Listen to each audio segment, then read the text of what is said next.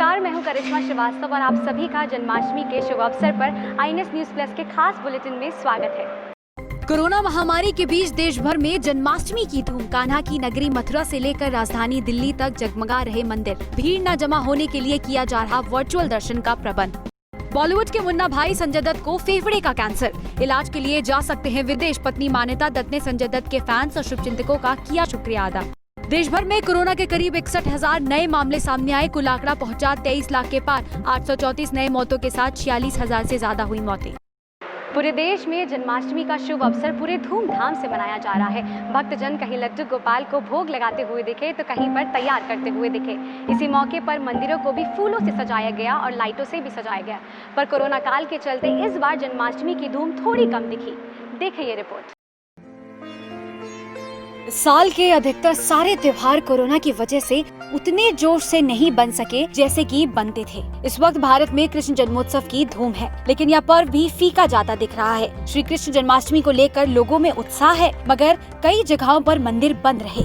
इस बार मथुरा समेत कई जगह पर प्रमुख मंदिरों में श्रद्धालुओं के प्रवेश पर प्रतिबंध है, लेकिन कई मंदिरों में जन्माष्टमी को लेकर रोशनी से रंग दिया गया है। तो वहीं द्वारका के इस्कॉन मंदिर में भी कोरोना महामारी के बीच तैयारियों के पुख्ता इंतजाम किए गए। लोगों के आने के दौरान पहले चेकिंग की जा रही है, उसके बाद उसकी थर्मल स्कैनिंग हो रही है। साथ ही सबसे जरूरी और सबसे महत्वपूर्ण बात, सोशल डिस्टेंसिंग का पूरा ख्याल रखा जा रहा है। सुरक्षा का सख्त पहरा नजर आ रहा है। इस दौरान लोग अपने बच्चों को कृष्ण के कपड़े पहनाकर मंदिर में ला रहे हैं। वहीं वर्चुअल दर्शन का भी विशेष इंतजाम किया गया है। तो हमने कोविड-19 को देखते हुए हमने एक बहुत ही महत्वपूर्ण कदम उठाया कि लोग जैसे मंदिर में आके अभिषेक किया जाते थे, अब भक्त लोग जो है घर बैठे अभिषेक करते हैं। हमने एक पोर्टल बनाया था जिसमें घर बैठ के उन्होंने रजिस्ट्रेशन किया।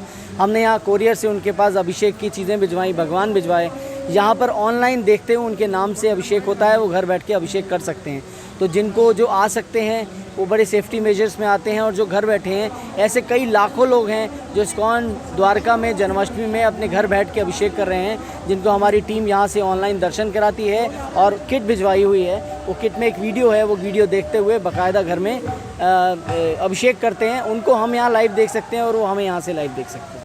मंदिरों में श्री कृष्ण जन्माष्टमी को लेकर सजावट तो दिख रही है, लेकिन मंदिरों में रौनक पहले के मुकाबले कम नजर आ रही है। इन सभी अड़चनों को दरकिनार करते हुए दिल्ली के सभी मंदिरों में कान्हा के भक्तों के लगभग सभी मंदिरों में खास तैयारियां की गई। वहीं रोहिणी के शिव शक्ति सनातन धर्म मंदिर में लोग पहुंचे, लेकिन कोरोना महामारी का थोड़ा डर भी है। लेकिन वहीं मंदिर में प्रशासन ने खास इंतजाम किया है, साथ ही सुरक्षा के कड़े इंतजाम किए हैं। काफ़ी कुछ बदल गया है, पहले जैसे भीड़ नहीं है। सोशल डिस्टेंसिंग के लिए प्रॉपर मार्किंग की गई है। सैनिटाइजेशन का प्रॉपर यहाँ पे सिस्टम है, और मास्क लगाना मैंडेटरी है सबके लिए यहाँ पर मंदिर के में एंटर करने से पहले।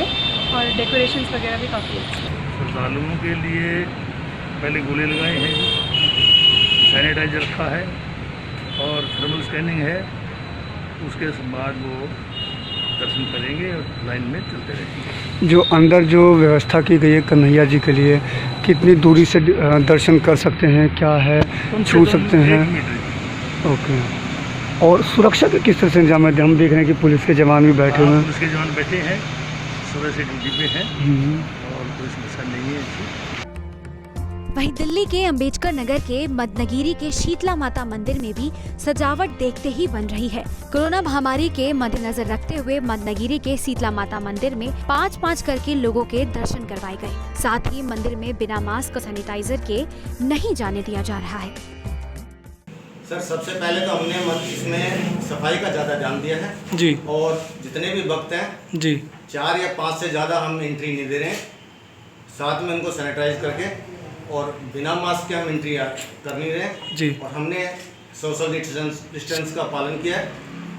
2 मीटर की दूरी पे लगभग हमने मार्किंग करी की हुई है, और जितने भी भक्त हैं सबको 5 से ज़्यादा एंट्री नहीं करने दे रहे हैं। बहरहाल कोरोना वायरस के संक्रमण के बीच श्री कृष्ण जन्माष्टमी को लेकर देश भर में मंदिर सज कर तैयार है। साथ ही कोरोना वायरस काल के तहत गाइडलाइन का पालन करते हुए कन्हैया के चाहने वालों को किसी प्रकार की कोई परेशानी न हो, इसके लिए भी खास इंतजाम किए गए हैं। Bureau report, IANS TV. Actor Sanjay Dutt को लंग कैंसर हो गया है। इसके बाद अब संजय दत्त को अस्पताल में भर्ती कराया गया है। इस खबर के बाद बहुत सारे फैंस उदास हो गए हैं। इसके बाद उनकी पत्नी मान्यता ने आधिकारिक सूचना देते हुए फैंस को धन्यवाद कहा है। देखिए ये रिपोर्ट। संजय दत्त को फेफड़ों का कैंसर है। ये खबर सुनते ही संजय दत्त को चाहने वालों में मायूसी है। 8 अगस्त को छाती में दर्द की शिकायत पर संजय दत्त को लीलावती अस्पताल में भर्ती कराया गया था। कोरोना जांच के दौरान पता चला कि उन्हें फेफड़ों का कैंसर है, जो कि तीसरी स्टेज पर है। इसके इलाज के लिए संजय दत्त जल्द ही विदेश रवाना हो सकते हैं। संजय दत्त की पत्नी मान्यता दत्त ने कहा कि संजय हमेशा से फाइटर रहे हैं और उनका पूरा परिवार फाइटर है। उन्होंने कहा कि भगवान ने एक बार फिर से उनका टेस्ट लिया है और देखना चाहते हैं कि हम इस मुसीबत का सामना कैसे करेंगे। हमेशा की तरह इस बार भी हम हिम्मत नहीं हारेंगे। मान्यता दत्त ने उनके फैंस को संजय के जल्द स्वस्थ होने की दुआओं के लिए धन्यवाद किया है और कहा कि हर मुश्किल की तरह संजय इस मुश्किल घड़ी को भी जल्द ही पार कर लेंगे। उनकी खबर की बात सुनते ही तमाम सेलिब्रिटीज के ट्वीट भी सामने आने लगे। कैंसर से जंग जीत चुके क्रिकेटर युवराज सिंह ने ट्वीट कर कहा, संजय आप हमेशा से एक फाइटर हैं और रहेंगे। मैं जानता हूँ इसमें कितना दर्द होता है, लेकिन यह भी जानता हूँ कि आप ये दर्द सह लेंगे। मैं दुआ करता हूँ कि आप जल्द ठीक हों।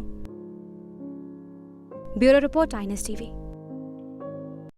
देश में कोरोना वायरस दिन प्रतिदिन बढ़ता ही जा रहा है। पिछले 24 घंटों में 61,000 से ज्यादा मामले सामने आए हैं और 834 मौतें हो गई हैं, जिसके बाद आंकड़ा अब 23 लाख के पार जा चुका है। ये लगातार 12वां दिन है जब 50,000 से ज्यादा केसेस सामने आए हैं और पिछले 2 दिनों में आंकड़ा 1 लाख के पार जा चुका है। देखिए ये रिपोर्ट। देश में कोरोना वायरस संक्रमण के मामलों में तेजी लगातार जारी है। बुधवार सुबह स्वास्थ्य मंत्रालय की ओर से जारी किए गए आंकड़ों के हिसाब से एक बार फिर दिन में संक्रमित मरीजों का आंकड़ा 60,000 को पार कर गया। ताज़ा आंकड़ों के मुताबिक पिछले 24 घंटों में 60,963 नए मामले सामने आए हैं, जबकि 834 लोगों की मौत हो गई है। देश में संक्रमण के मामले बढ़कर 23,29,638 हो गए हैं, जिनमें से 6,43,948 लोगों का उपचार चल रहा है और 16,39,599 लोग उपचार के बाद इस बीमारी से उबर चुके हैं। साथ ही मृतकों की संख्या बढ़कर 46,091 हो गई है। वही मृत्यु दर गिरकर 1.98% पर आ गई है। तो वहीं अगर हम बात करें महाराष्ट्र की, तो देश में सबसे ज्यादा एक्टिव केसेस महाराष्ट्र में हैं, जहां 24 घंटे में 9,000 से ज्यादा नए मामले सामने आए हैं। महाराष्ट्र में मरीजों की कुल संख्या 5,24,000 के पार पहुंच गई है। वहीं अगर राजधानी दिल्ली की बात करें तो यहां कुल मामले 1,47,391 पहुंच चुका है। वहीं ठीक हो चुके मरीजों की संख्या 1,32,384 है, जबकि कोरोना से मरने वालों की संख्या 4,139 है। ये 5वां दिन है जब 60,000 से ज्यादा नए मामले सामने आए हैं। वहीं संक्रमित मरीजों का आंकड़ा 23 लाख के पार पहुंच गया है। लेकिन अच्छी बात ये है कि संक्रमण से स्वस्थ होने वालों की संख्या 16 लाख के पार पहुंच गई है और जांच में भी तेजी आई है। Bureau report, INS TV। बीती रात बेंगलुरु के कुछ इलाकों में एक आपत्तिजनक फेसबुक पोस्ट के बाद आगजनी फैल गई। प्रदर्शनकारियों ने तोड़फोड़ की और आगजनी फैला दी। इस प्रोटेस्ट के बाद 3 लोगों की जान जा चुकी है और कई लोग घायल हुए हैं और करीब 110 से ज्यादा लोगों को पुलिस ने अरेस्ट भी किया है। देखिए ये रिपोर्ट। कर्नाटक की राजधानी बेंगलुरु में मंगलवार रात हिंसा भड़क गई। पूर्वी बेंगलुरु के कुछ हिस्सों में आपत्तिजनक सोशल मीडिया पोस्ट के बाद हिंसक विरोध प्रदर्शन के दौरान बुधवार सुबह तक इस आगजनी में 3 लोगों की मौत हुई। वहीं कई लोग घायल भी हुए और 100 से अधिक उपद्रवी गिरफ्तार किए गए हैं। सोशल मीडिया पर एक राजनेता के रिश्तेदार की ओर से पोस्ट किए गए आपत्तिजनक मैसेज को लेकर मंगलवार देर रात पूर्वी बेंगलुरु में हिंसक विरोध प्रदर्शन हुआ। हिंसक भीड़ ने कांग्रेस विधायक आकंदा श्रीनिवास मूर्ति के घर के बाहर एकत्र होकर पोस्ट के खिलाफ नारेबाजी की और घर को आग के हवाले कर दिया। लोग श्रीनिवास मूर्ति के रिश्तेदार नवीन की गिरफ्तारी की मांग कर रहे थे। सैकड़ों की संख्या में भारी भीड़ ने कई जगह पर हमला बोल दिया। शहर में केजी हल्ली पुलिस स्टेशन के सामने भी भीड़ नजर आई। वहीं अन्य हिंसक भीड़ ने डीजे हल्ली पुलिस स्टेशन में घुसकर कुछ वाहनों और फर्नीचर की तोड़फोड़ की और कुछ पुलिसकर्मियों पर हमला करने की भी कोशिश की। वहीं राज्य के गृह मंत्री बसवराज बोम्मई ने भी कानून को हाथ में लेने वालों के खिलाफ सख्त कार्रवाई की चेतावनी दी है। इस हिंसा में कई लोगों और पुलिसकर्मियों के जख्मी होने की भी खबर है। Bureau report, INS TV।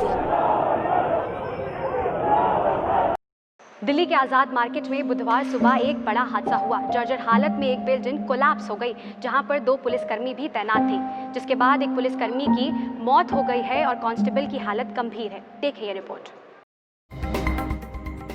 Delhi की आज़ाद मार्केट में एक 3 मंजिला इमारत भरभरा कर गिर गई। इस इमारत में निर्माण कार्य चल रहा था। इस हादसे में एक पुलिसकर्मी की मौत हो गई, जबकि एक पुलिसकर्मी जख्मी हो गया। बताया ये जा रहा है कि ये दोनों पुलिसकर्मी 15 अगस्त के मद्देनजर इस इलाके में सुरक्षा इंतजामों का जायजा लेने के लिए आए हैं। इलाके के लोगों ने दोनों पुलिस वालों को बताया कि इस इमारत में अवैध निर्माण हो रहा है। इसी की जांच के लिए दोनों पुलिसकर्मी जब इस इमारत में गए, तभी अचानक से ये निर्माणाधीन इमारत भरभरा कर गिर गई। चश्मदीदों के मुताबिक एएसआई जाकिर के ऊपर छत का काफी मलबा गिरा, जिसके चलते उनके सिर पर काफी चोटें आई और अस्पताल ले जाने के दौरान उनकी मौत हो गई, जबकि कांस्टेबल देबो सिंह की हालत गंभीर बनी हुई है। फिलहाल पुलिस पूरे मामले की जांच कर रही है। इस इमारत के मालिक से भी पूछताछ की जा रही है। इस बात से तो हर कोई वाकिफ है कि मुगल बादशाह शाहजहां ने अपनी बीवी के लिए ताजमहल बनवाया था। अब एक ऐसा ही कारनामा कर्नाटक के उद्योगपति ने अपनी बीवी के लिए किया है। उनकी गुजरी हुई बीवी के लिए उन्होंने वैक्स स्टैचू बनवाया है, जो कि एकदम असली लग रहा है। देखिए ये रिपोर्ट। कर्नाटक के एक उद्योगपति ने अपनी पत्नी की याद में कुछ ऐसा किया है जिसे सुनकर आपको मुगल बादशाह शाहजहां की याद आ जाएगी। सदियों पहले शाहजहां ने अपनी बेगम मुमताज की याद में ताजमहल बनवाया था। शायद यहीं से प्रेरणा लेकर उद्योगपति ने अपनी पत्नी की यादों को जिंदा रख लिया है। कर्नाटक के कारोबारी ने अपनी पत्नी का ही वैक्स स्टैचू तैयार करवाया और अपने घर में लगवाया है।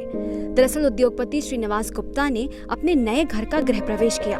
फंक्शन में जो भी मेहमान पहुंचा, उन्होंने जैसे ही सीट पर माधवी यानी कि उनकी पत्नी को बैठा देखा तो वो हैरान रह गए। बाद में उन्हें पता चला कि श्रीनिवास गुप्ता ने मूर्ति को बनवाया है।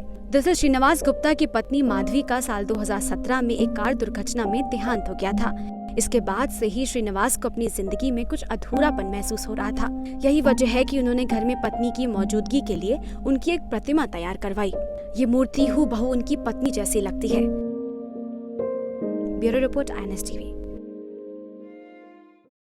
तो चलिए चलते चलते आपको INS टीवी की कैमरे की नजर से देश भर में अलग अलग जगहों पर जन्माष्टमी के शुभ अवसर पर मनाए हुए पल दिखाते हैं। इसी के साथ मुझे इजाजत दीजिए। नमस्कार।